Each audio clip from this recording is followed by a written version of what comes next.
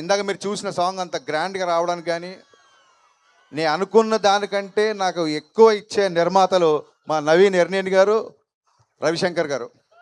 నిజంగా చెప్తానండి, వాళ్ళిద్దరు లేకపోతే ఈ సినిమా లేదు, నేను లేను. పాండమిక్లో నేను ఆ టాపిక్ మళ్ళీ వస్తాను. వీళ్ళిద్దరి సపోర్ట్ ఎంతగా ఉంటుందంటే, ఏదైనా చేద్దాము అంటే ఎంత అవుద్దండి అని అంటారు తప్ప, అంతెందుకు అవుద్దండి అని ఏ రోజు అనలేదు. ఏ రోజు అనలేదు.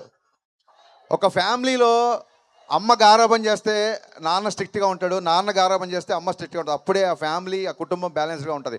అలాగా నవీన్ గారు డైరెక్టర్స్ అందరినీ ప్యాంపర్ చేస్తుంటారు. మా రవి గారు ఫాదర్ లాగా చాలా స్ట్రిక్ట్గా ఉంటారు. బట్ అలాగని చెప్పి ఎవరిని వదలరు, మాతో ట్రావెల్ అవుతుంటారు. ఇవాళ ఈ ప్రోగ్రామ్ మొత్తం బ్యాక్ ఎండ్లో ఉండి అంతా ఆయన అబ్జర్వేషన్లో జరుగుతుంది. రవి గారు ఇక్కడ ఉంటే ఇంకా బాగుండేది. వాళ్ళిద్దరూ అంత బ్యాలెన్స్డ్గా ఉన్నారు కాబట్టే రంగస్థలాలు కొట్టినా, పుష్పాలు కొట్టినా ఏ రోజు ఒక మాట ఎక్కువ మాట్లాడలేదు. అలాగే 1-2 సినిమాలు డిసప్పాయింట్ చేసి ఫ్లాపులు వచ్చినా ఏ రోజు ధైర్యాన్ని కోల్పోలేదు.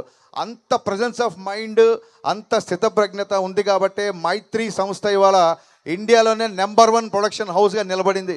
సార్ నవీన్ గారు, మీ బ్యానర్లో పనిచేయడం నాకే కాదు, ఏ డైరెక్టర్కైనా మైత్రి మూవీస్లో పనిచేయడం అనేది ఒక ఒక వరం.